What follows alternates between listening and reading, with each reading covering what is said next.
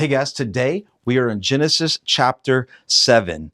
And so we left off yesterday with preparing for the flood, and today we will get to see the flood. Then the Lord said, Noah, go into your ark, you and your household, for I have seen that you are righteous before me. Take with you, notice this, 7 pairs of clean animals. All of our Sunday school stories have said that they went 2 by 2, right? So we think that they'd have 2 pairs. But all the clean animals, he took 7 pairs. Now, what's interesting is, what is a clean animal?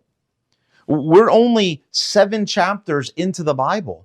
We don't know which animals are clean until the law of Moses is given in Leviticus chapter 11, where God defines what is clean and what is not clean.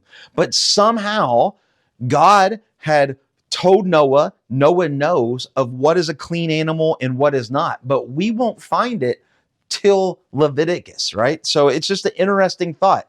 God gives us the information that we need to know, right? And that's just what he does, not to serve him. So take 7 pairs of clean animals, a pair that is not clean, 7 pairs of birds, male and female, for in 7 days I will send rain on the earth 40 days and 40 nights. Notice this. So he tells them to get everything ready. They load up, and the rain still doesn't come for 7 more days. There's 7 days of waiting. You could imagine what Noah was going through in the 7 days of waiting.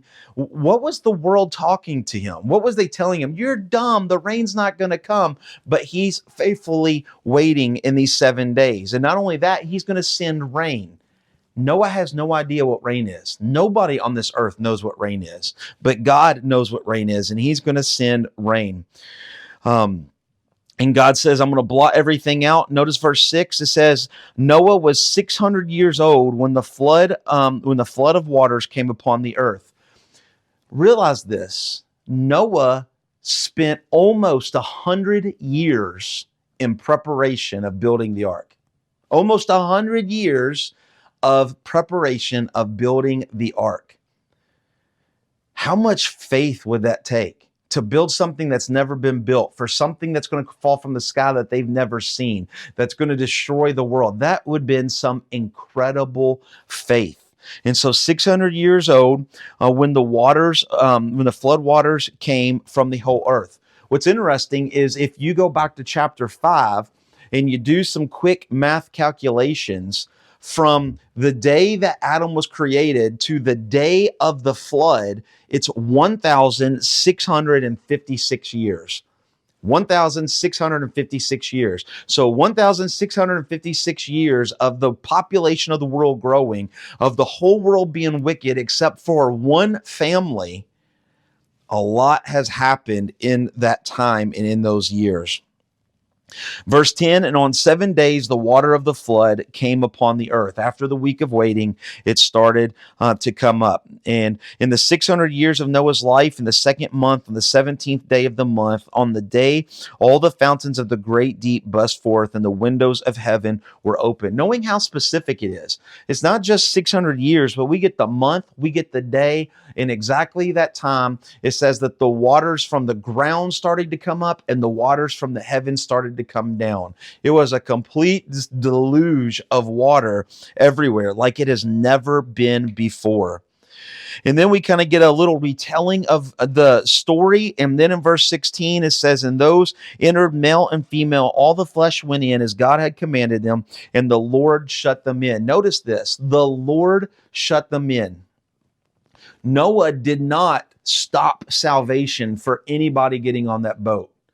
Noah did not save himself. It was God who shut the door to provide salvation for Noah and his family, and it is God who shut the door to those on the outside who did not have salvation. Salvation is always of God and God alone. Nothing that we can do provides salvation. It is always God's work. Verse 19, and the waters prevailed so mightily on the earth that all the high mountains were under the whole heaven were covered. Notice this, all the mountains were covered. Think of Mount Everest. It was covered in water. It says that it was covered by 15 cubits. That Mount Everest, or the highest mountain at that time, was covered in 25 feet deep of water. So the whole earth was completely covered in water, so much that all the flesh died. Everything that breathes air died. Everything was blotted out from heaven. And only Noah was left and those who were with him in the ark. Verse 25, and the waters prevailed on the earth for 150 days. So it rained, and the waters came up from the ground, and it rained for 40 days. It stopped raining. The waters stopped coming up from the ground, and it took 150 days. The waters prevailed on the earth. So this flood lasted for 150 days after the 40 days of raining. And then it will take a while for that water to come down, that we will start to see to next time in chapter 8. Hope that makes sense. God bless. We'll see you in chapter 8.